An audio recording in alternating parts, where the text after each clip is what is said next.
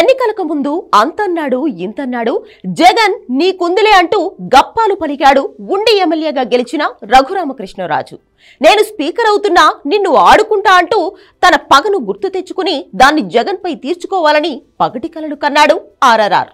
కానీ డామిట్ కథ అడ్డం తిరిగింది. చంద్రబాబు కేబినెట్ లో రఘురామకృష్ణరాజుకు చోటు లేదు. మంత్రి పదవికి మొండి చేయి దక్కింది.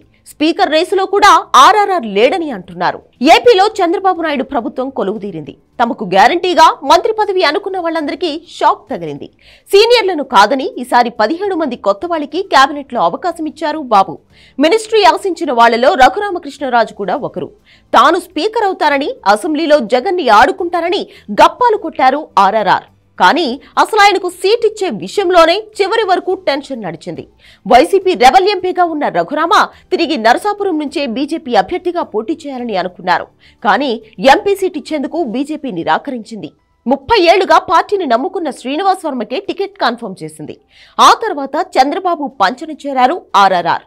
అప్పటికే అన్ని స్థానాల్లో సిట్టింగ్స్ మాజీల నుంచి గట్టి పోటీ ఉంది. కానీ చివరకు ఉండి నియోజకవర్గంలో సిట్టింగ్ ఎమ్మెల్యేని కాదని ఆర్ఆర్ఆర్ కు టీడీపీ సీటు ఇచ్చారు చంద్రబాబు. ఉండిలో గెలిచారు.